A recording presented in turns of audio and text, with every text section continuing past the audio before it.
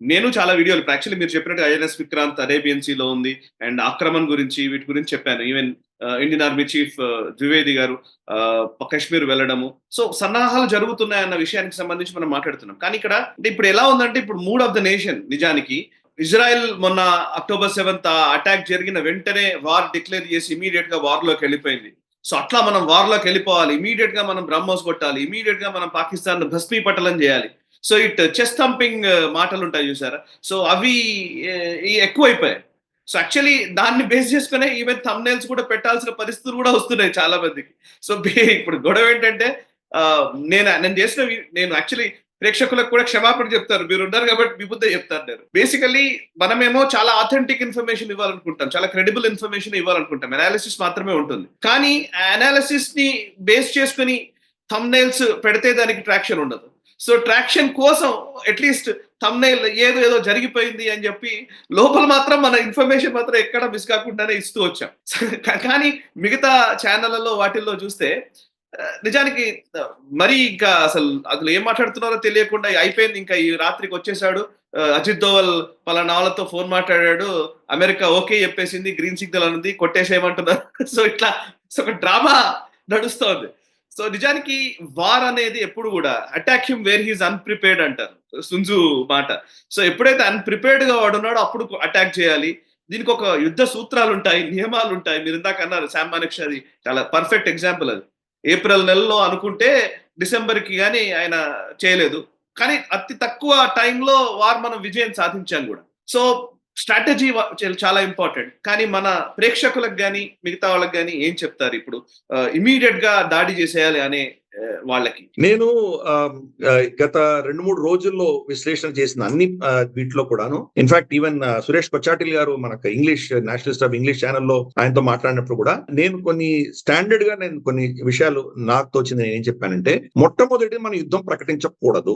యుద్ధం ప్రకటిస్తే Pakistan game plan లో మనం ఇరుక్కుంటాం. మనం వాళ్ళకి యుద్ధం కావాలి. ఎందుకంటే ఒకసారి యుద్ధం అంటూ వస్తే రెండవ ప్రపంచ యుద్ధం తర్వాత ఈ రోజు దాకా 2 న్యూక్లియర్ అస్త్రాలు ఉన్నటువంటి దేశాలు ఎప్పుడు కూడా యుద్ధం డైరెక్ట్ గా చేసుకోలేదు. 1945 తర్వాత ఈ రోజు దాకా ఒక్కటి కూడా జరగలేదు. అది అంటూ జరిగితే, భారతదేశం పాకిస్తాన్ కంప్లీట్ యుద్ధంలోకి దిగితే ప్రపంచం అందరూ వచ్చి దాన్ని ఆపేసే ప్రయత్నం చేస్తారు. ఎట్టి పరిస్థితుల్లో మీరు ఆపాలని చెప్పేసి మన మీద ఒత్తిడి తీసుకొస్తారు. కాబట్టి యుద్ధం చేయకూడదు. నేను యుద్ధం చేయకూడదు అనగానే ఈ మాట చెప్పినందుకు చాలా మంది నన్ను వ్యతిరేకిస్తూ ఇతను మొంబత్తి వాలా, ఇతను అమన్ కి ఆశా వాలా అంటూ నన్ను బాగా తిట్టడం మొదలుపెట్టారు. నేను యుద్ధం చేయకూడదు అన్నాను, కానీ పాకిస్తాన్ ని శిక్షించకూడదని ఎక్కడ చెప్పలేదు. ఒక డాక్ట్రిన్ ఉంది మనకి, నో వార్ నో పీస్. యుద్ధం ఉండదు కానీ వాడికి శాంతి ఉండదు. వాడికి ఎక్కడ దెబ్బ కొట్టాలో అక్కడ కొట్టాలి. మనం వెళ్ళి 4 బాంబులు వేసినంత మాత్రాన వాడికి ఏం అవ్వదు. బాలకోటలు కొట్టొచ్చాం, ఏమైంది? మళ్ళీ వాడు పహల్గాం చేయగలిగాడు కదా. వాడు ఊరి సర్జికల్ స్ట్రైక్ చేశాం, వాడు ఏమైనా ఆగలేదు కదా. శివకోరిలో మన హిందువులను చంపాడు కదా. కాబట్టి వాడికి ఎక్కడ దెబ్బ తగ్గుతుందో అక్కడ మనం టార్గెట్ చేయాలి. అది మన ప్లానింగ్ జరుగుతాం. దీర్ఘకాలీనం అంటే కనీసం అంటే 10 సంవత్సరాలు వాడు మళ్ళీ తలెత్తకుండా ఉండే దిశగా మనం ప్లానింగ్ చేయాలి. ఇజ్రాయెల్ ఈ రోజు అదే చేస్తాం. వాళ్ళ క్లియర్ కట్ అజెండా, ఎన్ని ఒత్తిళ్లు వచ్చినా బెంజమిన్ నెతన్యాహు హమాస్ ని కంప్లీట్ గా సర్వనాశనం చేసిన తర్వాతనే నేను ఆపుతాను చాలా స్పష్టంగా చెప్పాడు. ఆయనకి 1.5 సంవత్సరం పట్టింది, ఇంకా కంప్లీట్ గా నాశనం చేయలేకపోతున్నాడు. కాబట్టి టార్గెట్ ఒకటి పెట్టుకొని చేయాలి. మనము ఒక న్యూక్లియర్ పవర్ ఉన్నటువంటి దేశంతో మనం ఎదుర్కొన్నప్పుడు ఎటువంటి సమస్యలు వస్తాయో ముందస్తుగా గేమ్ ప్లాన్ చేయాలి మనం. కానీ యుద్ధం లేకుండా మనం చాలా చేయొచ్చు. ఫర్ ఇన్స్టెన్స్, వాళ్ళు అంతర్గతంగా ఉన్నటువంటి శత్రువులనే మనం ఇంకా బలం ఇచ్చేటువంటి దిశగా చేయొచ్చు. ఈ రోజు అసీం మునీర్ ఏమన్నాడంటే 1500 మంది బలూచి టెర్రరిస్టులు ఉన్నారు, వీళ్ళని ఏ పార్టీ 13 లక్షల భారత సైన్యం మమ్మల్ని ఏమీ చేయలేకపోయారు, కాబట్టి ఈ 1500 మందిని మేము వెంటే వేటాడి వీళ్ళందరినీ ఎలిమినేట్ చేస్తామని చెప్పి ప్రగల్భాలు పలికాడు. రేపు 1500 మంది 15,000 మంది అయితే ఏం చేస్తాం? ఈ రోజు తాలిబాన్ మీ మీద ఒత్తిడి తీసుకొస్తోంది, రేపు మీ సరిహద్దుల్లో ఉన్నటువంటి బంకర్లన్నీ పేల్చేసి వాళ్ళు డూరంట్ లైన్ మేము యాక్సెప్ట్ చేయమని చెప్పి లోపలికి వస్తే మీరు ఏం చేస్తారు? సింధ్ లో ఆల్రెడీ గొడవలు అవుతున్నాయి. గిల్గిట్ బాల్టిస్తాన్ లో మీకు వ్యతిరేకంగా అక్కడ ఉద్యమాలు జరిగితే మీరు ఏం చేస్తారు? ఇంతవరకు రమారమి 2021 నుంచి 25 దాకా గత 4 సంవత్సరాలుగా మన లైన్ ఆఫ్ కంట్రోల్ చాలా శాంతియుతంగా ఉంది. ఇప్పుడు దాని కాల్పుల ఉల్లంఘన అంటూ మొదలు పెడితే మీరు ఎక్కడికి వెళ్తారు? ఇందాక చెప్పాను కదా, అసిమెట్రికల్ గా మనం కొట్టడం మొదలు పెట్టామంటే ఇన్ డెప్త్, అంటే ఏదో అక్కడ బార్డర్ లో కొట్టుకోవడమే కాదు, దాని వెనకాల ఉన్నటువంటి వీళ్ళ క్యాంటన్మెంట్స్ ని టార్గెట్ చేయడం మొదలు పెడతాం. మనం యుద్ధం చేయం, లైన్ క్రాస్ అవ్వం, కానీ వాళ్ళకి ఎక్కడ కూడా శాంతి లేకుండా చేస్తాం మనం. అలాగే ఇండస్ వాటర్ ట్రీటీ ఈరోజు మనం ఏదైతే సస్పెండ్ చేశామో, నీళ్ళని మనకి ఇష్టం వచ్చినప్పుడు మళ్ళిస్తాము, ఇష్టం లేనప్పుడు వాళ్ళకి వరదలు వచ్చేలాగా చేస్తాము. ఆల్రెడీ ఈ రోజు జైలంలో మనం నీళ్లు ఎక్సెస్ వాటర్ వదిలిపెట్టాం. మనం వాళ్ళకి తెలియకుండా నీళ్లు వచ్చేసరికి అక్కడ చాలా ఇబ్బందులు అయిపోయాయి పాకిస్తాన్ లో. చెనాబ్, ఇన్ఫాక్ట్ కశ్మీర్ కూడా కాదు, చెనాబ్ రివర్ ఒక్కటే వాళ్ళ జగ్గులర్ పోయింది. చెనాబ్ రివర్ నుంచి నీళ్లు ఆగిపోయినాయంటే పాకిస్తాన్ అయిపోయింది. ఇంకా ఏ నదితో వాళ్ళకి సంబంధం లేదు. చెనాబ్ రివర్ ని మనం వెపనైజ్ చేయబోతున్నాం. ఈ రోజు పాకిస్తాన్ నుంచి వీడియో వచ్చింది, కనీసం అంటే 3-4 అడుగుల నీటి మట్టం తగ్గిపోయింది చెనాబ్ లో. మనకు చెనాబ్ మీద పెద్ద డ్యామ్స్ లేవు, కానీ దాన్ని డైవర్ట్ చేయగలిగి కొంత ఆపగలిగినవి మనం చేస్తాం. మనం రాబోయే సంవత్సరం 2 సంవత్సరాల్లో కొన్ని అర్జెంట్ గా కొన్ని కెనాల్స్ పెట్టి చెనాబ్ నుంచి మనము రావి నుంచి బియాస్ నుంచి సట్లెజ్ కి ఇవి షిఫ్ట్ చేసేటువంటి ప్రయత్నాలు మనం చేస్తాం, ముమ్మరం చేస్తాం మనం. కాబట్టి దీర్ఘకాలీనంగా వాళ్ళకి ఎక్కడ దెబ్బ కొట్టాలో అక్కడ కొడుతూ వెళ్తాం. కోవర్ట్ ఆపరేషన్స్, అక్కడ ఉన్నటువంటి వాళ్ళ సైన్యాధ్యక్షులు, సైనిక అధికారులు, వాళ్ళ కుటుంబం రేపు ఇంటి నుంచి బయటికి వెళ్ళాలంటే భయం వచ్చేటువంటి పరిస్థితులు వాళ్ళకి వస్తాయి, భయపడేటువంటి పరిస్థితులు వస్తాయి. ఆల్రెడీ కొన్ని అన్కన్ఫర్మ్డ్ రిపోర్ట్స్ ఏం చెప్తున్నాయంటే వీళ్ళ కుటుంబాలని యూకేకి పారిపోయాయి అంటున్నారు. ఎందుకంటే వీళ్ళు అమెరికాకి వెళ్తే డొనాల్డ్ ట్రంప్ వాళ్ళని అరెస్ట్ చేసి మనకి అప్పచెప్పొచ్చు. అందుకని వీళ్ళు భయపడి యూకేకి పారిపోతున్నారు అని చెప్పేసి మనం వింటున్నాం. సత్యాసత్యాలు మనకు క్రమేపీ తెలుస్తాయి, కానీ ఇలా అన్ని యాంగిల్స్ లో వాళ్ళని కట్టడి చేస్తాం. తప్పకుండా ఒక కైనెటిక్ ఆపరేషన్ మాత్రం ఉండి తీరుతుంది. బాలాకోట్ లాంటిది ఏదో మేజర్ ఆపరేషన్స్ మనం తప్పకుండా చేస్తాం. రేపటి రోజు కరాచీ పోర్ట్ ని మనం దాన్ని బ్లాకేడ్ చేయొచ్చు. కరాచీ పోర్ట్ ని బ్లాకేడ్ అనౌన్స్ చేయకుండా కరాచీ పోర్ట్ వెళ్ళేటువంటి ప్రతి షిప్ ని సముద్రంలోనే మనం చెక్ చేసి కానీ వదిలిపెట్టాం. ఇటువంటివన్నీ చేస్తాం. అది ఇంటర్నేషనల్ వాటర్ లో మనం ఏమో చేస్తున్నాం కాబట్టి దాన్ని వాడు ఏం ప్రశ్నించలేడు. కాబట్టి వాడిని దిగ్బంధనం చేసి అష్ట కష్టాలు పెట్టి వాడిని టార్గెట్ చేస్తాం. ఎకనామిక్ గా మనం ఏం చేయగలం? పాకిస్తాన్ కి సంబంధించినటువంటి ఏ బిజినెస్ లో అయినా మీరు కనుక పార్ట్నర్ గా ఉంటే భారతదేశంలో మీరు బిజినెస్ చేయలేరు అని వాడి మీద ఆంక్ష పెడతాం. సో యూరోపియన్ కంపెనీలు, చైనీస్ కంపెనీలు, అమెరికన్ కంపెనీస్ ఏవి కూడాను పాకిస్తాన్ తో డీల్ చేసిన కంపెనీలు అన్ని కూడాను భారతదేశంలో బ్యాండ్ అయిపోతాయి. పైపెచ్చు ఈ ఫ్లైట్స్ ఉన్నాయి, పాకిస్తాన్ వాళ్ళు కనుక బంగ్లాదేశ్ వెళ్ళాలన్నా, మలేషియా, సింగపూర్, హాంకాంగ్, చైనా, తర్వాత ఇండోనేషియా, ఆస్ట్రేలియా, ఎక్కడికి వెళ్ళాలన్నా భారత సరిహద్దుల మీద నుంచే వెళ్ళాలి, భారత భూభాగం మీద నుంచే వెళ్ళాలి. అలాగే ఆ దేశాలు పాకిస్తాన్ వెళ్ళాలన్నా మన ఎయిర్ స్పేస్ వాడుకుంటాయి. రేపటి రోజు మనం వాళ్ళ మీద ఏం ఒత్తిడి తీసుకురాబోతున్నాం అంటే, ఏం రూల్ తీసుకురాబోతున్నాం అంటే, పాకిస్తానీ సిటిజన్ మీ ఫ్లైట్ లో ఉన్నాడు అంటే ఆ మేనిఫెస్టో మాకు ఇవ్వండి అని అడగబోతున్నాం మనం. అంటే వాళ్ళు ఫ్లై చేసేది సింగపూర్ నుంచి ఇస్లామాబాద్ కి వెళ్తుండొచ్చు, వయా భారత ఎయిర్ స్పేస్ నుంచి వెళ్తుండొచ్చు, కానీ మీ ఫ్లైట్ లో ఉన్నటువంటి ప్యాసింజర్ల లిస్ట్ మాకు కావాలి. పాకిస్తానీలు ఉన్నారంటే, పాకిస్తానీ పాస్పోర్ట్ ఉన్నటువంటి వ్యక్తులు ఉన్నారంటే వాళ్ళ జాబితా, వాళ్ళ లిస్ట్ మాకు ఇవ్వండి అని వాళ్ళ మీద ఒత్తిడి తీసుకురాబోతుంది.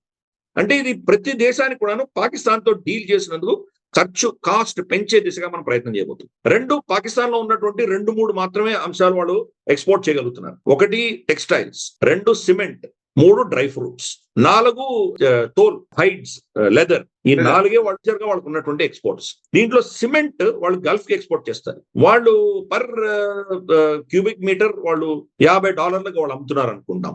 భారతదేశం $30 అమ్మడం మొదలు పెట్టాలి. ఆ సబ్సిడీ మిగతా $20-30 భారత ప్రభుత్వమే వాళ్ళకి సబ్సిడీ ఇచ్చి వీళ్ళ యొక్క కాంట్రాక్ట్లన్నీ కూడాను మనం నిర్వీర్యం చేసి వాళ్ళకి కాంట్రాక్ట్ లేకుండా చేయాలి. రెండవది టెక్స్టైల్ ఇండస్ట్రీ.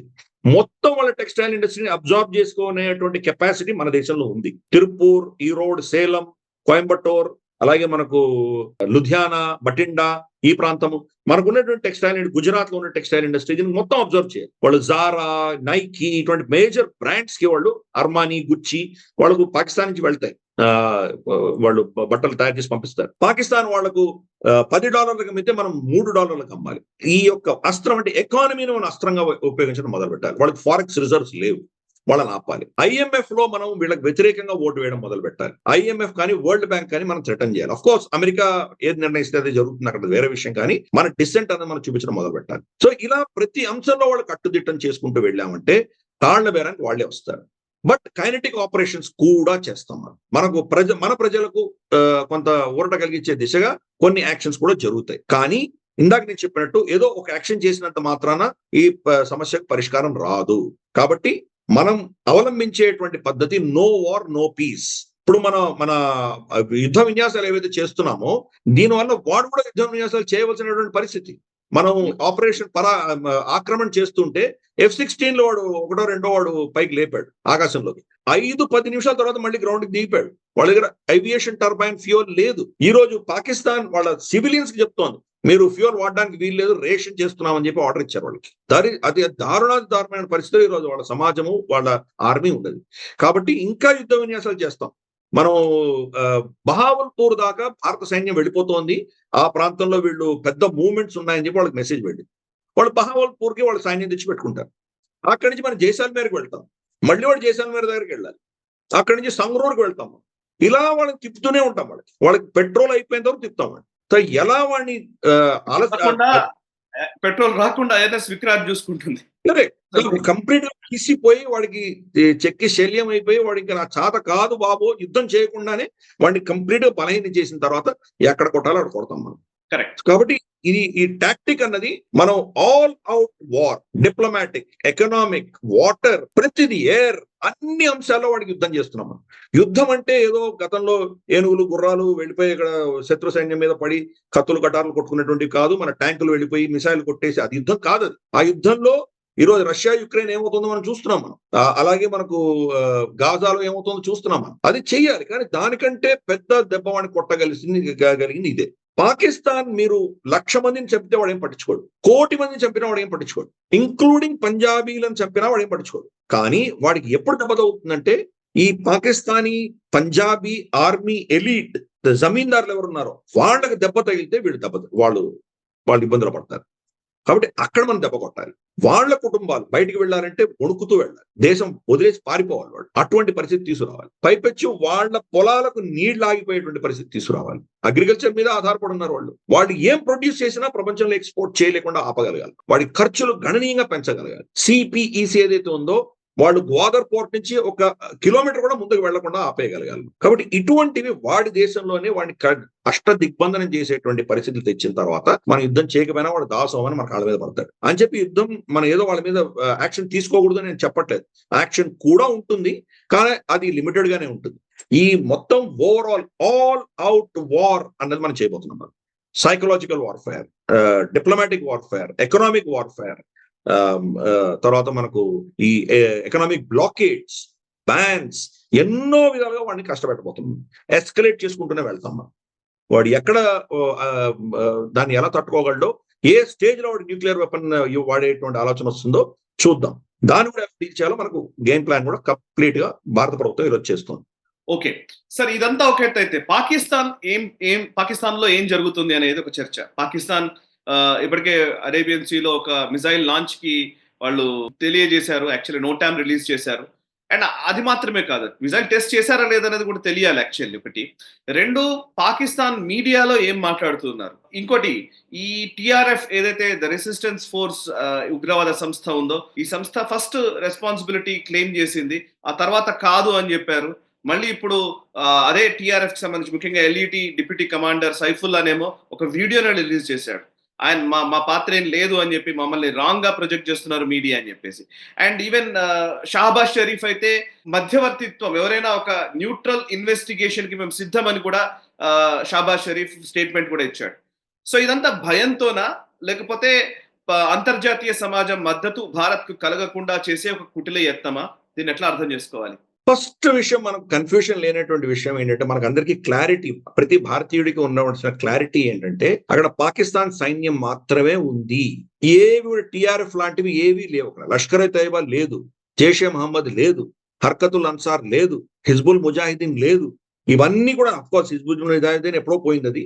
బట్ అక్కడ ఉన్నటువంటి తంజీములు అన్నీ కూడా పాకిస్తాన్ ఆర్మీ యొక్క అస్త్రాలు వాళ్ళ చేతులే, వాళ్ళ అభిన్న భాగాల కింద భావించాలి. ఫస్ట్ మనం అసిమునిన్ ఏమనుకున్నాడంటే, ఈ పెద్ద ఘటన చేస్తే తన దేశంలో ఉన్నటువంటి అంతర్గతమైనటువంటి ప్రాబ్లమ్స్ అన్నిటికీ సమస్య వచ్చేస్తుంది, బాహ్య శత్రువు ఉంటాడు కాబట్టి వాళ్ళందరూ కలిసిపోతారు, తన యొక్క పొజిషన్ పటిష్టం అవుతుంది, భారతదేశం ఎలాగో యుద్ధం చేయలేదు, యుద్ధం చేస్తే న్యూక్లియర్ పవర్ కాబట్టి అందరూ వచ్చి ఆపేస్తారు, ఏదో చిన్న 2-3 బాంబింగ్లు జరుగుతాయి, అంతకుమించి ఏం అవ్వదు అని అతను అనుకున్నాడు, ఎస్టిమేట్ చేశాడు. పాకిస్తాన్ లో ఉన్న గొప్పతనం ఏంటంటే, ప్రతి యుద్ధాన్ని వాళ్ళు చాలా టాక్టికల్ గా వాళ్ళు స్టార్ట్ చేయగలరు. కార్గిల్ యుద్ధం కూడా మనకు తెలియకుండా మన కళ్ళు కప్పి వాళ్ళు కొండలు మొత్తం ఆక్యుపై చేసుకోగలిగారు. 71లో అదే పరిస్థితి, 65లో అదే ఆపరేషన్ బర్బరోసా అని చెప్పి వాళ్ళు వచ్చారు మన దేశ సరిహద్దుల్లోకి. 1947-48 కూడా ప్రియంటివ్ వాళ్ళు మొత్తం జమ్మూ కాశ్మీర్ ఆక్యుపై చేసుకోగలిగారు. యుద్ధాన్ని ఎలా స్టార్ట్ చేయాలో పాకిస్తాన్ చాలా అద్భుతంగా చేస్తుంది, కానీ దాన్ని ఎలా కంట్రోల్ చేయాలో కూడా తెలియదు, దాన్ని ఎలా అరెస్ట్ చేయాలో కూడా తెలియదు. 65 ఇది కూడా సో ఇప్పుడు కూడా అదే యాక్చువల్లీ పరిస్థితి. వెల్ ప్లాన్డ్ 65 అయితే యాక్చువల్లీ నిజానికి వాళ్ళు Absolutely. అందరినీ ఒక కశ్మీర్ లో ఒక మూవ్మెంట్ తీసుకొచ్చేలా సివిల్ వార్ కి ప్రేరేపించేలాగా ఒకసారి వచ్చి ఒక క్రియేట్ చేయాలనుకున్నారు. యాక్చువల్లీ నిజానికి ప్లానింగ్ వాజ్ వండర్ఫుల్, బట్ అది ఎగ్జిక్యూట్ చేస్తే కంటే ఫెయిల్ అయిపోయారు. Yeah correct. ఈవెన్ 99 లో కూడా అంతే, కార్గిల్ యుద్ధం కూడా అంతే. కార్గిల్ వాళ్ళ ఆక్యుపై చేసుకున్న తర్వాత మన నేషనల్ హైవే 1A అన్నది ఇంకెందుకు పని చేయలేము, అక్కడి నుంచి వెళ్ళలేము. అప్పుడు బార్గెనింగ్ లో ఏమంటారంటే సియాచిన్ మీరు దిగిపోండి, మేము ఇక్కడి నుంచి వెళ్తాం అని చెప్పి వాళ్ళు చర్చల్లో వాళ్ళు ఏదో కొంత కన్సెషన్ ఇచ్చి ఉండేవాళ్ళు. అది వాళ్ళ టార్గెట్ యాక్చువల్గా, ముషరఫ్ టార్గెట్ అది. అనదర్ మ్యాటర్, మనం వాడి చెంపదప్ప కొట్టాము అని ఏదో మనం చేయగలిగి చేసామని అది వేరే విషయం. కానీ ప్రతిదీ కూడా ఇనిషియేషన్ అద్భుతంగా చేస్తుంది పాకిస్తాన్. ఇప్పుడు కూడా ఏం చేశారంటే ఈ యొక్క పహల్గామ్ అటాక్ అన్నది వాళ్ళ దేశంలో అంతర్గతమైనటువంటి సమస్యలకు పరిష్కారంగా ఆ దేశం ఒకటిగా ఉండే దిశగా ఈ ప్రయత్నం చేశాడు అతను. దీనివల్ల ఆ దేశం ఈ రోజు పాకిస్తాన్ గా ఉంటుంది. లేకపోతే బలూచిస్తాను, ఖైబర్ పఖ్తూన్ఖ్వా అన్ని విడిపోయేటువంటి ప్రమాదం ఆ దేశంలో ఉండింది. అలాగే సమాజం చీలిపోయింది కాబట్టి సైన్యం కూడా ఎటువంటి గౌరవం లేదు కాబట్టి ఈ అంశాల నుంచి తప్పించుకోవడానికి భారతదేశం మీద ఈ చర్య చేయించాడు అతను. అది హిందువులను టార్గెట్ చేస్తే ఈవెన్ భారతదేశంలో ముస్లింలు కూడా తను మెచ్చుకుంటారు అన్నటువంటి ఒక ఆలోచనతోటి అతను చేశాడు. కానీ ద రెసిస్టెన్స్ ఫోర్స్ అన్నది ఏదో ఒక పేరిట దాన్ని క్లెయిమ్ చేయించాడు వాళ్ళతో. ప్రాబ్లం ఎక్కడ వచ్చిందంటే ఆర్టికల్ 370 అధికరణ దాని సవరణ తర్వాత వీళ్ళందరూ కూడాను జమ్మూ కాశ్మీర్ లో ఉన్నటువంటి ప్రజలు దానికి వ్యతిరేకంగా రెసిస్టెన్స్ ఫోర్స్ అని పెట్టుకున్నారు అని వీళ్ళు చిత్రీకరించేటువంటి ప్రయత్నం చేశారు. ఎందుకు LET అన్నది ఆల్రెడీ అన్ని దగ్గర బ్యాన్ అయి ఉంది. US బ్యాన్ చేసింది, యూరోప్ బ్యాన్ చేసింది, మనం బ్యాన్ చేసాం, హఫీజ్ సయీద్ బ్యాన్ ఉన్నాడు, వీళ్ళందరూ బ్యాన్ లో ఉన్నారు కాబట్టి దానికి కొత్త పేరు, దానికి కొత్త దుస్తులు తగిలేసి ఒక విగ్గి తగిలేసి ముందర పంపించారు. ప్రాబ్లం ఎక్కడ వచ్చిందంటే దీనికి LETకి మధ్యలో లింకేజ్ ఎస్టాబ్లిష్ అయిపోయింది. ఎందుకంటే వాడు సైఫుల్లా కసూరి అన్నటువంటి వ్యక్తి, ఈ రెసిస్టెన్స్ ఫోర్స్ అన్నటువంటి వ్యక్తి పాకిస్తానీ సిటిజన్. అంతర్గతంగా కశ్మీర్ లోని వ్యక్తులు దీనికి వ్యతిరేకంగా ఆర్టికల్ 370 చర్యకు వ్యతిరేకంగా వాళ్ళు నిలబడ్డారు అనడానికి వాళ్ళకు ఆధారాలు లేవు. దాంతో ఏమైందంటే సడన్ గా ఇది బెడిసి కొట్టిన విషయం తనకు అర్థమైపోయింది. ఎవరికి? అసిం మునీర్కి. ఇప్పుడు సైఫుల్లా కసూరి వచ్చి ఉంటాడు, అసలు మేము దాన్ని ఇన్వాల్వ్డే కాదు, మాకు సంబంధమే లేదు, ఊరికే మా మీద వీళ్ళు అబాండాలు వేస్తున్నారని చెప్పి దాన్ని మళ్ళీ దాన్ని వెనక్కి తీసుకున్నాడు అతను. అంటే 4-5 రోజులు నువ్వు దాన్ని ఫస్ట్ డే క్లెయిమ్ చేసావు, 4 రోజులు పట్టింది దాన్ని మేము కాదు అని చెప్పడానికి. మొత్తం లోకం అంతా కోడే కూస్తూ ఉంటే నీకు అది దాని గురించి ఏమి తెలియదా, నీకు అవగాహన లేదా? 4 రోజులు 5 రోజులు పట్టింది దానికి స్పందించడానికి. అంటే ఆఫ్టర్ థాట్ అంటారు కదా, మొట్టమొదట దీని పేరు మీద రాసేసి మాకు తెలియదు, భారతదేశంలోనే ఆ టెర్రరిస్ట్ ఆర్గనైజేషన్, మీరు చూసుకోండి అని దాన్ని వాళ్ళ చేయి దులుపుకునేటువంటి ప్రయత్నం చేశారు వాళ్ళు పాకిస్తాన్. బెడిసి కొట్టేసరికి వాళ్ళు కూడా మాకు తెలియదు, ఇదేంటో మాకు తెలియదు అని మొదలు పెట్టారు. అంటే రేపు సైఫుల్లా కసూరిని కూడా మనం టార్గెట్ చేయబోతున్నాం. సో అతనికి భయము ప్లస్ పాకిస్తాన్ మిలిటరీ యొక్క స్ట్రాటజీ మారడంతో ఈ పరిస్థితి వచ్చింది. పాకిస్తాన్ మిలిటరీని సమర్థిస్తున్నటువంటి జర్నలిస్ట్స్, నజం సేఠీ లాంటి వాళ్ళు, వీళ్ళందరూ ఏంటంటే సడన్ గా వచ్చేసి ఇప్పుడు దీన్ని భారతదేశమే చేసుకున్నది, ఇది వాళ్ళు హిందువులే, చంపిన వాళ్ళు కూడా హిందువులే, భారతదేశమే చంపి మోదీ ఇప్పుడు బీహార్ ఎన్నికలకు వెళ్ళాలి కాబట్టి అతనికి మెజారిటీ లేదు కాబట్టి ఈ ఘటన చేసి పాకిస్తాన్ దోషిగా చూపిస్తే అతనికి ఓట్లు వస్తాయి కాబట్టి చేసుకుంటున్నాడు అని చెప్పి మెడ్లిన్ ఆల్బ్రైట్ పుస్తకాన్ని కోట్ చేయడం మొదలుపెట్టాడు. 2000 సంవత్సరంలో బిల్ క్లింటన్ వచ్చినప్పుడు చిట్టి సింగ్పురాలో జరిగినటువంటి 36 మందిని హత్య చేసిన తర్వాత కూడా బిల్ క్లింటన్ పాకిస్తాన్కి వచ్చాడు. ఆయన 5-6 గంటలు ఉండి వెళ్ళాడు. అంటే బిల్ క్లింటన్ కి తెలుసు పాకిస్తాన్ చేయలేదని, భారతదేశమే చేసి పాకిస్తాన్ మీద అబాండాలు వేసేటువంటి ప్రయత్నం చేశారని చెప్పి అమెరికన్ ఇంటెలిజెన్స్ ఇచ్చింది. మెడ్లిన్ ఆల్బ్రైట్ అన్నటువంటి అప్పటి వాళ్ళ ఫారెన్ మినిస్టర్ ఎవరైతే ఉన్నారో ఆ పుస్తకంలో ఇది రాసి ఉంది. అది భారతదేశంలో వస్తే కనుక ఈ సెంటెన్స్ కి వీళ్ళు ఆక్షేపణ చెప్పారు కాబట్టి పబ్లిషర్స్ భారతదేశంలో ఆ సెంటెన్స్ కట్ చేసి వీళ్ళు పబ్లిష్ చేశారు, ఇంటర్నేషనల్ గా ఉంది అని ఒక నేరేటివ్ తీసుకొచ్చాడు. కాబట్టి ఇదంతా కూడా భారతదేశమే చేస్తోంది. ఇది ఇప్పుడు పహల్గామ్ లో జరిగింది కూడా కంప్లీట్ గా భారతదేశమే చేసింది. అందుకని షహబాజ్ షరీఫ్ చెప్పినటువంటి స్టేట్మెంట్ మాస్టర్ స్ట్రోక్ అని అభివర్ణిస్తున్నారు. ఎందుకు? ఇద్దరు కలిసి ఒక న్యూట్రల్ ఎవరైనా పెట్టి మనం ఇన్వెస్టిగేట్ చేద్దాము అని అనడంతో భారతదేశం ఒప్పుకోదు కాబట్టి, ఒప్పుకోలేదంటే దాని అర్థం ఏంటి? భారతదేశమే చేసింది అని. అంతేకాదు ఇంకా జాఫర్ ఎక్స్ప్రెస్ కూడా మనం ఇంటర్నేషనల్ ఇన్వెస్టిగేటర్కి ఇద్దాము అంటే దాని అర్థం ఏంటి? జాఫర్ ఎక్స్ప్రెస్ లో భారతదేశం ఇన్వాల్వ్మెంట్ ఉంది అని మేము చెప్తున్నాం కదా, మేము చెప్పేది నమ్మకండి, ఇంటర్నేషనల్ ఎక్స్పర్ట్స్ కూడా చెప్పబోతున్నారు. అంటే 2 అంశాల్లో భారతదేశాన్ని ఎక్స్పోజ్ చేస్తున్నాం మేము. చాలా అద్భుతమైనటువంటి మాస్టర్ స్ట్రోక్, చాలా హుందాగా షహబాజ్ షరీఫ్ ప్రవర్తిస్తున్నారు, చాలా రెస్పాన్సిబుల్ గా మేము బిహేవ్ చేస్తున్నాము, యుద్ధ పిపాసులుగా భారతదేశం ఉన్నారు. ఇవి అక్కడ జరుగుతున్నటువంటి నేరేటివ్స్. పాకిస్తాన్ లో అంతర్గతంగా జరుగుతున్నటువంటి నేరేటివ్స్. ఇంకా జింగోయిస్ట్ గా మాట్లాడే వాళ్ళు ఏం చెప్తున్నారంటే, వీళ్ళు మన నీళ్ళని ఆపితే కనుక, ఫర్ ఇన్స్టెన్స్ మనకు హఫీజ్ సయీద్ ఇచ్చిన స్టేట్మెంట్ ఏంటంటే, ఆప్ హమారీ పానీ బంద్ కరోగే తో తెరా సాస్ బంద్ కరేంగే, ఈ ఊపిరిని ఆపేస్తాం అన్నాడు. బిలావల్ తో సర్దారి ఏం చెప్పాడంటే, సింధ్ దరియా హమారీ హై, ఏ ఇస్మే హమారీ పానీ రహేగా యా ఆప్కా ఖూన్ రహేగా, ఈ నీళ్లు మావి, మా నీళ్లు ఉంటాయి లేదా మీ రక్తం ఉంటుంది. ఇవన్నీ కూడా రిటారిక్స్ అక్కడ మనం చూస్తున్నాం ఆ దేశంలో ఉన్నటువంటి. ఆఫ్ కోర్స్ మన దేశంలో కూడా ఖూన్ కే బదులే ఖూన్ అని ఇటువంటి బదలాచాయి ఇటువంటివన్నీ మనం చూస్తున్నాం. బాంబే వేసేయమని, న్యూక్లియర్ బాంబే వేయమని, ఇటువంటి చాలా వింటున్నాం మనం. ఇన్ఫాక్ట్ పాకిస్తాన్ లో కూడా చాలా మంది ఏమంటున్నారంటే, మా నీళ్ళ మీరు ఆపితే కనుక మేము మీ డ్యామ్లని పేల్చేస్తాము అంటున్నారు. కరెక్ట్. మీ డ్యామ్ పేల్చేస్తే కనుక నీళ్లు. కానీ ఆ మట్టి పొరలకు అర్థమైన విషయం ఏంటంటే, డ్యాములు పేలిస్తే వరదలు వాళ్ళ దేశంలోనే వస్తాయి, ఈ నీళ్ళు వాళ్ళ దేశానికే పెడతాయి. ఒకటి. రెండు, ఇక్కడ ఎవరు గాజులు కట్టుకొని కూర్చోలేదు కదా. వాళ్ళు దాడి చేస్తే దాన్ని మనం అరే వచ్చి దాడి చేయండి అని ఆగి ఎవరు మనం వెయిట్ చేయట్లేదు కదా. దాన్ని ఎలా కౌంటర్ చేయాలో మనకు తెలుసు కదా. మూడు, వాళ్ళు మన డ్యామ్లు పేలిస్తే వాళ్ళ మంగళా తర్బేలా డ్యామ్ ను మనం పేల్చలేమా?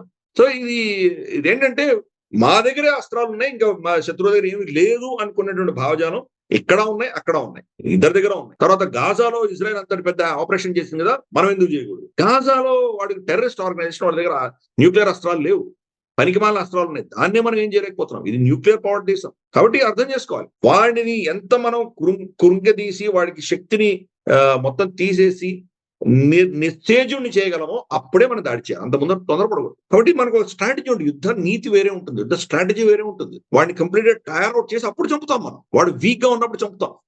అదే ఇందాక నువ్వు అన్నావు కదా, ఎక్కడ ఎక్స్పెక్ట్ చేయమో కూడా కొడతాం మనం. కర్ణుడు ఎక్స్పెక్ట్ చేయలేదు తను రథ చక్రం ఎత్తుతున్నప్పుడు అర్జునుడు బాణం వేస్తాడని. చక్రం ఎత్తుతుండగా చంపాం మనం. అతను వీక్ పాయింట్ లో మనం కొట్టాం మనం. భీష్ముడు శిఖండి ముందర యుద్ధం చేయడం తెలిసి శిఖండిని పెట్టి చంపాం. కాబట్టి ఎక్కడ ఎవరి వీక్ పాయింట్ ఉందో దాన్ని మనం చూసి తూచి కొడతాం. కాబట్టి తొందరపడి మన ప్రజలకు ఏదో ఇప్పటికిప్పుడు కూన్ కే బదులుగా కూన్ వాళ్ళు కొట్టారు కాబట్టి మనం కూడా వెళ్ళి వాళ్ళ 200 మందిని చంపేసి వస్తే కనుక హాయ్ శాంతిగా ఉంటాం, రేపటి నుంచి మళ్ళీ మనం ఐపీఎల్ చూసుకుంటాం మనం. అది కాదు కదా. దీర్ఘకాలీనంగా ఆలోచించారు. ఈ సమస్యకు దీర్ఘకాలీనమైన పరిష్కారం ఆలోచించారు, ఇంక్లూడింగ్ పాకిస్తాన్ విడగొట్టడం. అది కూడా దీర్ఘకాలీనమైనటువంటి పరిష్కారం. అది రేపు మనం ఎరగొట్టగలం, ఎరగొట్టలేం కదా. దాన్ని ఎరగొట్టాలంటే ఏం చేయాలి? దానికి 1 నెలల ప్రిపరేషన్ ఉంటుంది. అంతర్గతంగా మనం విక్టోరియా న్యూలాండ్ లాంటి వాళ్ళు ఎటువంటి రెజ్యూమ్ చేంజ్లు చేయగలిగారు. వాళ్ళు అటువంటి కార్యాలు మనం కూడా చేయగలగాల, మనకు ఆ శక్తి ఉందా? ఇవన్నీ కూడా ప్లాన్ చేసుకోవాలి కదా. దానికి ఎవరెవరిని తోడు తీసుకెళ్ళాలి, ఎటువంటి వాళ్ళని మనం కలుపుకొని వెళ్ళాలి, ఇవన్నీ ఉన్నాయి మనకు. ఆల్రెడీ తాలిబాన్ మనకు సమర్థనగా నిలబడింది ఆఫ్ఘనిస్తాన్ లో. ఇరాన్ ఆల్రెడీ మధ్యవర్తిత్వం చేస్తామని వాళ్ళు ఆఫర్ ఇచ్చారు. సౌదీ అరేబియా మనతో మాట్లాడుతోంది. సో పాకిస్తాన్ వ్యతిరేకంగా మనం చాలా చేయొచ్చు, ఎన్నో శక్తులను వాడుకోవచ్చు. దానివల్ల పాకిస్తాన్ ని కంప్లీట్ గా శక్తిహీనులను చేసి తర్వాత మనం ఏం చేయాలో చేయొచ్చు మనం. కాబట్టి ఆ దిశగా మనం ప్రయాణం చేస్తున్నాం.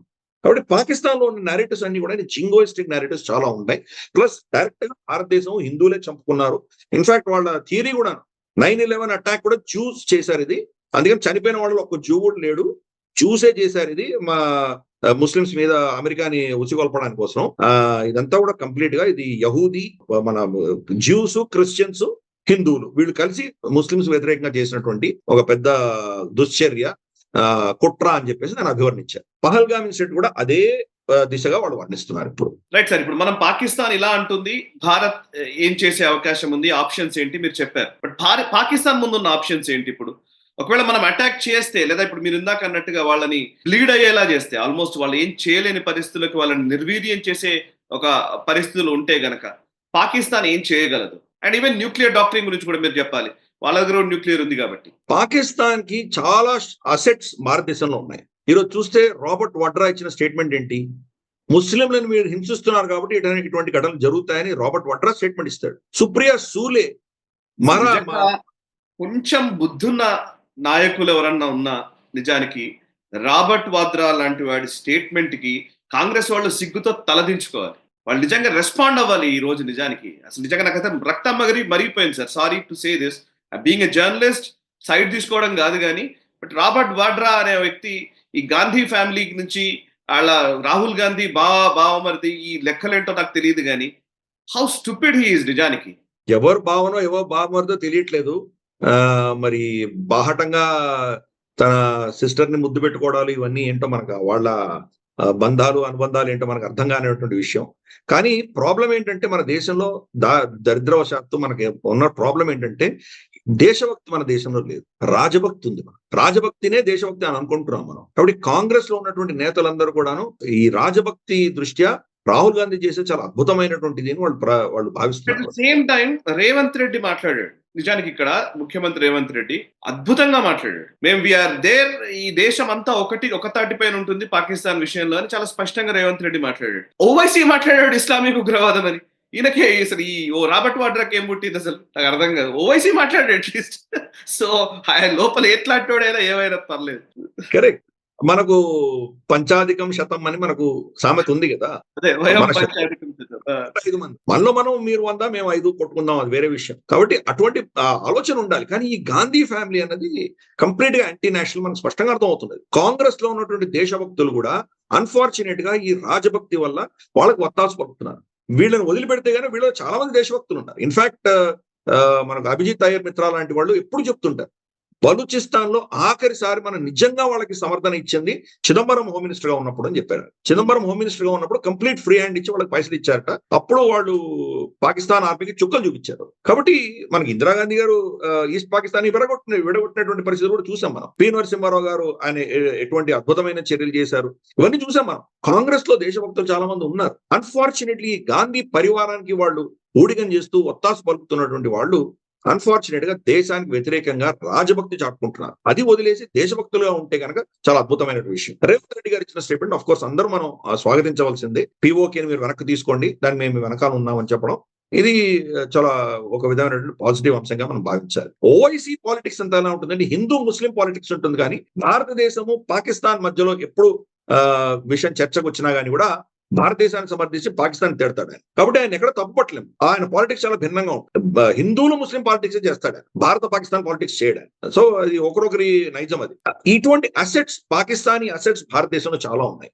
సుప్రియా సూలే ఒకసారి ఎక్కడో అనుకుంటా ఏదో ఎంఐఎం మీటింగ్ లో ఏదో మాట్లాడుతుంటే ఒక పిల్లోడు ఎవరో వచ్చి పాకిస్తాన్ జిందాబాద్ అది ఇది అని అంటే బయటకు వెళ్తున్న వ్యక్తి పరిగెత్తుకుంటూ వచ్చేసేసి ఆ మైక్ తీసేసుకొని తిట్టిన విజువల్స్ ఉంటాయి అన్నమాట. సో పాకిస్తాన్ జిందాబాద్ ఎట్లా ఉంటావు అని చెప్పేసి అన్న విజువల్స్ ఉంటాయి ఓవైసీదే, వాట్ ఎవర్ ఇట్ మేబీ.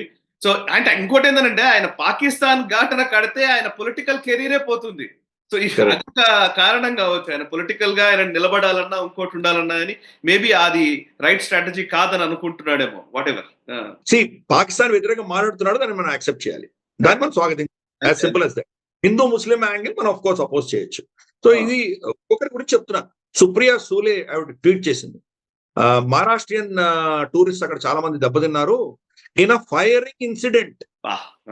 దాంట్లోకి వద్దాం మనం, దాని గురించి మాట్లాడేది ఉంది, హిపోక్రసీలో మాట్లాడేది ఉంది. వెస్టర్న్ హిపోక్రసీకి వెళ్దాం. మన దేశంలో హిపోక్రసీ గురించి మాట్లాడుతున్నాను. ఆవిడ ఉంటుంది ఫైరింగ్ ఇన్సిడెంట్ అంటుంది. ఆవిడ ఫైరింగ్ ఇన్సిడెంట్ లో దెబ్బ తగిలిన వాళ్ళని నాకు సురక్షితంగా వాళ్ళు చూసుకొని వాళ్ళకి శస్త్రచికిత్స చేసి మాకు పంపించండి అంటున్నాడు. ఫైరింగ్ ఇన్సిడెంట్ ఎక్కడ టెర్రరిస్ట్ అటాక్ అన్నది, టెర్రరిజం కూడా లేదు. ఆవిడ ఫైరింగ్ ఇన్సిడెంట్ అంటే అది ఇన్సిడెంటా? వాళ్ళ బట్టలు కూడా తీసి వీళ్ళు హిందువులా కాదా చెక్ చేసి మళ్ళీ చంపింది ఫైరింగ్ ఇన్సిడెంట్ ఎలా అవుతుంది? ఓట్ బ్యాంక్ పాలిటిక్స్ కోసం ఈ శక్తులు ఏవైతే ఉన్నాయో వాళ్లను పాకిస్తాన్ యూజ్ చేసుకుంటుంది. మనం మళ్ళీ మొదటి ప్రశ్న వద్దాం. పాకిస్తాన్ ఏం చేయగలదు అంటే కనుక మన దేశంలో ఉన్నటువంటి పాకిస్తాన్ శక్తులని వాళ్ళు వాడుకుంటారు. మన దేశంలోనే ఇటువంటివన్నీ మొదలవుతాయి. బాలాకోట్ స్ట్రైక్ చేసినప్పుడు ఎవిడెన్స్ చూపించమన్నటువంటి వాళ్ళు మనం చూసే ఇటువంటివి ఎన్ని చూసాం మనం. కాబట్టి ఆ శక్తులందరూ బయటకు వస్తారు. ఇమ్మీడియట్ గా ఇప్పుడు అందరి ఆక్రోషం ఉంది కాబట్టి అందరూ కూడా మద్దతు పలికారు, క్యాండిల్ లైట్ విజిల్ చేశారు, ఇవన్నీ చేశారు. కానీ రేపటి రోజు కొంత చల్లబడ్డాక ఈ శక్తులన్నీ బయటకు రాబోతున్నాయి. పాకిస్తాన్ కి మద్దతుగా, భారతదేశానికి వ్యతిరేకంగా చాలా స్టేట్మెంట్ రాబోతున్నాయి. ఆల్రెడీ మనం రాహుల్ గాంధీ చూస్తే శ్రీనగర్ వెళ్ళి ఆ షికారా గుర్రపు సవారి ఎవరైతే చనిపోయాడో, తీసుకెళ్లి వ్యక్తి చనిపోయాడో అతని ఇంటికి వెళ్ళి కలిసి వచ్చాడు. 28 మంది చనిపోతే దాంట్లో ఒక్కతను మాత్రమే ముస్లిం, మిగతా 27 మంది హిందువుల ఇంట్లోకి వెళ్ళలేదు రాహుల్ గాంధీ. సో ఈ పాలిటిక్స్ ఇవన్నీ కూడా పాకిస్తాన్ అడ్వాంటేజ్ తీసుకుంటుంది. అలాగే వాళ్ళు ఏం చేస్తారంటే మన దేశంలో ఉన్నటువంటి అసెట్స్ మీద టార్గెట్ జరుగుతాయి. ఫర్ ఇన్స్టెన్స్ హైదరాబాద్ లో ఉన్నటువంటి డిఆర్డిఓ, డిఎంఆర్ఎల్, మిధాని, ఇవన్నీ ఏవైతే మనకు మిలిటరీ ఎక్విప్మెంట్ సప్లై చేయగలుగుతున్నాయో, న్యూక్లియర్ ఫ్యూయల్ కాంప్లెక్స్, వీటి మీద ఏదైనా ఒక టెర్రరిస్ట్ అటాక్ జరిగిందంటే దాని నుంచి తప్పించుకొని దాన్ని మళ్ళీ రిపేర్స్ చేసుకొని దాన్ని మళ్ళీ ప్రొడక్షన్ తీసుకురావడానికి సమయం పడుతుంది. కాబట్టి అటువంటి దాడులు భారతదేశంలో జరిగేటువంటి అవకాశాలు ఉంటాయి. అలాగే సైకలాజికల్ ఇన్ఫో వార్ మొదలు పెట్టారు. ఇందాక చెప్పాను కదా, భారతదేశమే చేసింది, హిందువులే చేసుకున్నారు ఇది అనే ఒక నెరేటివ్ వాళ్ళు తీసుకొస్తారు. ఇంటర్నేషనల్ ఫోరం కూడా దీన్ని అలాగే తీసుకెళ్లే ప్రయత్నం వాళ్ళు చేయబోతున్నారు. హిందూ ముస్లిం డివైడ్ విపరీతంగా ముందు తీసుకురాబోతారు ఇక్కడ ఈ దేశంలో. సో అందుకని ఇవన్నీ కూడా ఏంటంటే మనకు ఈవెన్ ఖ్వాజా మోహసిన్ నఖ్వీ వాళ్ళ హోమ్ మినిస్టర్ ఏం చెప్పాడంటే, ఈ ఘటన జరిగిన 15 నిమిషాలకి ఎఫ్ఐఆర్ లాడ్జ్ చేయండి. ఎలా లాడ్జ్ అవుతుంది? అక్కడి నుంచి మీరేమో 2 గంటలు పడుతుంది దిగి రావడానికి. పోలీస్ స్టేషన్ ఎక్కడో ఉంది. ఇది జరిగిన ఘటనకి 15-20 నిమిషాల్లో మీరు ఎలా దీన్ని ఎఫ్ఐఆర్ రాయగలిగారు? కాబట్టి ఇదంతా కూడా ఫేక్, ముందరే ప్లాన్ చేసింది భారతదేశం అని ఒక నేరేటివ్ బిల్డ్ చేసే ప్రయత్నం వాళ్ళు చేస్తున్నారు. ఇది psychological warfare, diplomatic warfare. Kinetic గా వాళ్ళు ఏం చేయొచ్చు అంటే కనుక, వాళ్ళు మనకు కూడా వల్నరబిలిటీస్ ఉన్నాయి. మనం 100% మొత్తం గ్రిడ్ ఏమి పెట్టుకోవడం లేము. మనం ఎక్కడో మన వల్నరబిలిటీ ఉన్న దగ్గర మన సైనికుల్ని కిడ్నాప్ చేసి తీసుకువెళ్తారు. ఫర్ ఇన్స్టెన్స్, ఈ రోజు ఒక బిఎస్ఎఫ్ జవాన్ వాళ్ళ కబ్జాలో అతను కండ్ల గంతలు కట్టేసి, చేతులు కట్టేసి అతని ఫోటోలు, వీడియోలు రిలీజ్ చేసింది పాకిస్తాన్. Psychological warfare. సో ఎక్కడో ఇన్కర్షన్ చేసి ఒక 5 మందినో 6 మందినో మన సైనికులను పట్టుకొని వెళ్తే పరిస్థితి ఏమో. పోయినసారి బాలాకోట్ లో అభినందన్ వర్ధమాన్ దొరికిపోగానే పాకిస్తాన్ని శిక్షించాలి అన్నటువంటి మన టార్గెట్ ని మర్చిపోయి అభినందన్ వర్ధమాన్ వెనక్కి తీసుకొచ్చే దాంట్లో బిజీ అయిపోయాం మనం. ఈసారి కూడా అది చేయబోతుంది. యుద్ధం అంటూ వస్తే కనుక మనకు నష్టాలు ఉంటాయి. అది ఫస్ట్ అర్థం చేసుకోవాలి. మన వ్యక్తులు కొంతమంది అక్కడ పట్టుబడతారు, వాళ్ళని చిత్రహింసలు చేస్తారు, చంపుతారు. అలాగే కొంత మన భూభాగం వాళ్ళ అధీనంలోకి వెళ్ళొచ్చు. మన క్యాంటన్మెంట్ల మీద, కొన్ని మన అసెట్స్ మీద వాళ్ళ దాడులు, వాళ్ళ మిసైల్స్ పడినా మనకు దెబ్బలు తగలవచ్చు. ఇది యాక్సెప్ట్ చేయాలి. ప్రజలు యాక్సెప్ట్ చేయడానికి సిద్ధంగా ఉన్నారా? నలుగురు మన వాళ్ళు సైనికులు వాళ్ళ కబ్జాలోకి వెళ్ళిపోగానే వాళ్ళని ఎప్పుడు మోదీ వెనక్కి తీసుకొస్తారని మన మీద ఒత్తిడి తీసుకొచ్చే ప్రయత్నం చేస్తారు. అటువంటి పరిస్థితులు వస్తున్నాయి. ఫ్రీ హ్యాండ్ ఉండాలి. ఈ రోజు ఇంకా ఇప్పటికీ రమారమి 60-70 మంది ఇజ్రాయలీ పౌరులు వాళ్ళ అధీనంలో, హమాస్ అధీనంలో ఉన్నారు. వాళ్ళని ఏదో విధంగా మీరు దాన్ని అగ్రిమెంట్ చేసుకొని వాళ్ళని విడిపించండి, యుద్ధం మానేయండి అని చెప్పి ఇజ్రాయెల్లో విపరీతమైన నిరసనలు జరుగుతున్నాయి. ర్యాలీల మీద ర్యాలీలు జరుగుతున్నాయి. కానీ బెంజమిన్ నేతన్యాహు కదలట్లేదు, తొణకట్లేదు. అవును, నా పౌరులు వాళ్ళు కనుక చనిపోతే కనుక వాళ్ళ కబ్జాలో ఉండడం నాకు చాలా విపరీతంగా బాధగా ఉంది. కానీ దీనికి కారకులైన వాళ్ళని శిక్షించని నేను ఊరుకోనని కూర్చున్నాడు. ఆ యుద్ధ ఒప్పందం అయిన తర్వాత కొంతమంది రిలీజ్ చేసిన తర్వాత మిగతా వాళ్ళని కూడా రిలీజ్ చేయమని చెప్పి అతను కాళ్ల వేళ పడలేదు హమాస్కి. మళ్ళీ యుద్ధం మొదలు పెట్టాడు. ఆ క్షమత మన దేశంలో ఉందా? ఈ రోజు పాకిస్తాన్ మీద బాంబులు వేయండి అన్న వాళ్ళు, మన సైనికులు, మన కెప్టెన్లు, మన పైలట్లు పాకిస్తాన్ కబ్జాలో వాళ్ళ అధీనంలోకి వెళ్తే వాళ్ళు అరెస్ట్ చేసి వాళ్ళని క్యాప్చర్ చేస్తే మన రెస్పాన్స్ అలా ఉండబోతోంది దేశంలో. అయినా పర్వాలేదు, మీరు వెళ్ళి వాళ్ళని కొట్టిరండి అని మనం చెప్పగలం ఆ దేశం. కాబట్టి ఈ సమస్యలని పాకిస్తాన్ ఎక్స్‌ప్లాయిట్ చేస్తుంది. యుద్ధంలో అభిమన్యుడు కూడా చనిపోయాడు, గుర్తుపెట్టుకోవాలి. ఘటోత్కచుడు చనిపోయాడు. పిల్లలు చనిపోయారు కదా అని చెప్పి దుఃఖంలో తండ్రులు యుద్ధం మానేశారా? సో మనకు నష్టాలు జరిగినా కానీ దేశము, సంస్కృతి, ప్రజలందరూ ఈ యొక్క రాక్షస శక్తిని నాశనం చేయడానికి సిద్ధంగా ఉన్నామా? కొన్ని బలిదానాలు ఇవ్వడానికి సిద్ధంగా ఉన్నామా? ఇవి మనకు ఉన్నటువంటి వీక్నెస్లు. దాన్ని పాకిస్తాన్ ఎక్స్‌ప్లాయిట్ చేస్తుంది. ప్లస్ వాళ్ళ న్యూక్లియర్ డాక్టర్ని అడిగావు. న్యూక్లియర్ డాక్టరీన్ లో వాళ్ళకి 4 థ్రెషోల్డ్స్ ఉన్నాయి. అంటే ఈ థ్రెషోల్డ్, రెడ్ లైన్స్ దాటితే మేము న్యూక్లియర్ అటాక్ చేస్తామని చెప్తున్నారు. మొదటిది నీళ్లు ఆపేస్తే మేము దాడి చేస్తాం అంటారు. 2 కరాచీ పోర్ట్ మీరు బ్లాకేడ్ చేస్తే మేము దాడి చేస్తాం, న్యూక్లియర్ అటాక్ చేస్తాం అంటున్నారు. 3 మా సైనిక స్థావరాల మీద మీరు కనుక ఏదైనా మేజర్ అటాక్ చేసి మాలో వేలల్లో మా సైనికులు చనిపోతే మేము మీ మీద న్యూక్లియర్ దాడి చేస్తాము అని అంటారు. 4 వాళ్ళ న్యూక్లియర్ అసెట్స్ మీద మీరు దాడి చేస్తే మేము మీ మీద టార్గెట్ చేస్తామంటారు. ఇవి 4 రెడ్ లైన్స్ చెప్పారు వాళ్ళు. ఇంకేం రెడ్ లైన్స్ ఉన్నా మనకు తెలియదు, కానీ 4 రెడ్ లైన్స్. మొట్టమొదటి చూద్దాం, నీళ్ల డెడ్ లైన్. నీళ్లు మీకు ఈ రోజు ట్యాప్ ఆన్ చేసి ఆఫ్ చేసేటువంటి పరిస్థితి కాదు కదా. డ్యాములు కట్టాలి. డ్యాములు కట్టడానికి 10 ఏళ్ళు పడుతుంది. మెల్లిమెల్లిగా కట్టాలి. మోదీ గారు వచ్చిన తర్వాత ఎన్నో డ్యాములు కట్టారు. 2019 నుంచి 2025 వరకు ఎన్ని చిన్న చిన్న ప్రాజెక్ట్స్ పెట్టారు. Run of the mill projects, బ్యారాజులు, మొత్తం నీళ్ళని డైవర్ట్ చేసుకుంటూ వస్తున్నాం మనం. ఏమైనా మీరు న్యూక్లియర్ బాంబ్ అటాక్ చేయగలిగారా? రేపటి రోజు మేము ప్రాజెక్టులు పెడతాం, మీరేం చేయగలరు? ఆ ప్రాజెక్ట్ తవ్వకాలు చేస్తున్నప్పుడు మీరు వాటి మీద ట్రాక్టర్ల మీద, టిప్పర్ల మీద న్యూక్లియర్ అటాక్ చేస్తారా? మీరు కనుక మా డ్యామ్ మీద అటాక్ చేస్తే మేము ఊరుకుంటామా? మీ డ్యామ్లు కూడా పేల్చేస్తాం కదా మేము. మంగళ డ్యాము, తార్బేలా, ఇవన్నీ కూడా మేము పేరుస్తాం కదా. కాబట్టి అది ఊరికే థ్రెట్ తప్ప వాళ్ళు ఏం చేయలేదు. నీళ్లు ఈ రోజు ఆపి రేపు పొద్దున వదిలేటువంటి పరిస్థితి కాదు. దానికి సమయం పడుతుంది ఆ నీటిని మేనేజ్ చేయడం. 2 కరాచీ పోర్ట్. కరాచీ పోర్ట్ ని మనం కంప్లీట్ గా బ్లాకేడ్ చేసేటప్పుడు మనం ఇంటర్నేషనల్ ఉంటాం. వాళ్ళ దగ్గరికి వెళ్లకుండా ఇంటర్నేషనల్ వాటర్ లోనే మనం చెకింగ్ మొదలు పెడతాం. దానికి ఇంటర్నేషనల్ పేరు పెడతాం. యాంటీ పైరసీ ఆపరేషన్స్ అని పెడతాం. సొమాలియా నుంచి, యమన్ నుంచి వీళ్ళు శత్రువులు వస్తున్నారు కాబట్టి ప్రతి షిప్ ని మేము చెక్ చేస్తామని చెప్తాం. పాకిస్తాన్ పేరే చెప్తాం మనం. మీరు న్యూక్లియర్ అటాక్ ఏం చేస్తారు దాంట్లో? 3వది మీ సైనిక స్థావరాల్లో పెద్ద ఎత్తున చనిపోవడం అనేది. అది మీ దేశంలో ఉన్నటువంటి మీ వాళ్ళే వచ్చి మీ మీద దాడి చేసి చంపుతుంటే మేమేం చేయగలం? కాబట్టి ఇవన్నీ కూడా ఏంటంటే వాళ్ళ న్యూక్లియర్ థ్రెషోల్డ్ అనేది, వాడు అక్కడ కూర్చున్నటువంటి అసీం మునీర్, తాను ఏం నిర్ణయిస్తే అదే.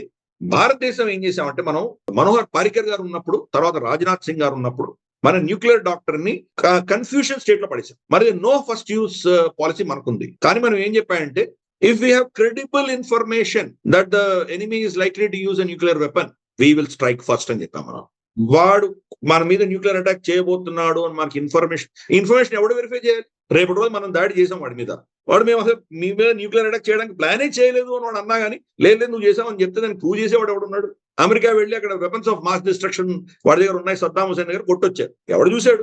తర్వాత లేవని తెలిసింది. తర్వాత ఏం చేయగలిగారు మీరు? ఇప్పుడు అంతే కదా. కాబట్టి టెక్నికల్ మనకు కూడా నో ఫస్ట్ యూజ్ అన్న ఆప్షన్ మనకు కూడా లేదు. ఈ విషయం పాకిస్తాన్ కి అర్థమైంది. కాబట్టి ఈ పరిస్థితుల్లో పాకిస్తాన్ చేయగలిగింది చాలా లిమిటెడ్. కానీ మనకు కొంత నష్టం అన్నది వస్తుంది. ఈ యాక్షన్ లో మనకు కొంత నష్టం, ఎలాగైతే అభినందన్ వర్ధమాన్ ఎయిర్ క్రాఫ్ట్ కూలిపోయిందో అటువంటి కొన్ని నష్టాలు జరుగుతాయి. మన ప్రజలు సిద్ధంగా ఉండాలి.